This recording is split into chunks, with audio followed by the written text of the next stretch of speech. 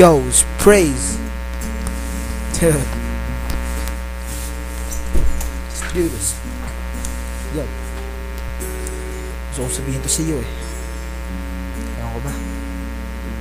Sana maintindihan mo. Kanya.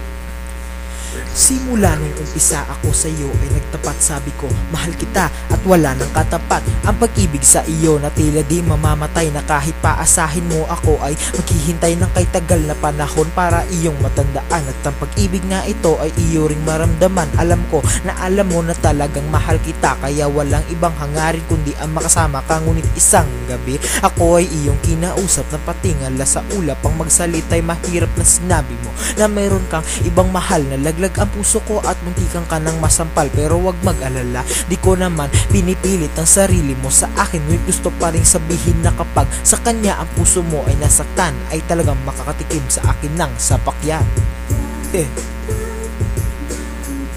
Bakit ba ganyan? Nililito ako sa iyo eh. Ano ba talaga? Hindi ko alam kung gagawin ko sa iyo.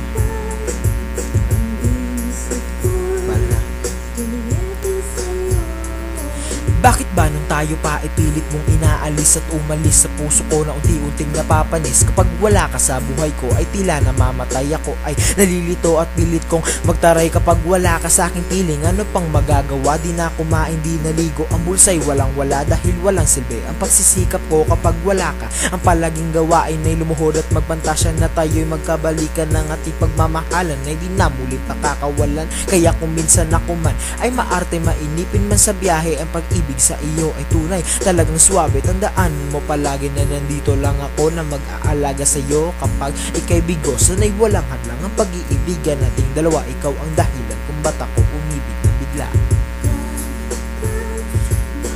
Kaya naman talagang dahilan. Ano kung sa ulo mo nilokohin ako? Nagpalit mo pa ako sa kanya? Ay, nako. Talaga naman. Ayoko na. Yan ang sabi ko sa'yo, ba't mo ako pinagpalit sa taong puro tato? Kaya ako'y nalilito. Ano ka ba, loko-loko na umibig sa kanya kaysa sa isang katulad ko, na kung umibig ay tapat para sa'yo, ako'y loyal. Di katulad niya gabi-gabi nagkukupal. Ako ay simpleng tao, madalas nga lang magdota, pero pag may relasyon ay inuuna ko ang syota. Kaya sumama ka na sa'kin at iwanan mo na siya. Walang silbi ang buhay mo pag sa kanya ka napunta. Huwag mo kaming ikumpara, ha? Pwede lang ba? Halata naman kasi na mas lamang ako sa kanya. Di naman ako mayabang, pero yan ang totoo. Kahit watak-watak ang katawan, ako sa'yo'y buo. Kaya tandaan mo sana mga sinasabi ko, para sa ganun ako'y di maturete sa'yo. Yan na naman gusto ko sabihin sa'yo eh.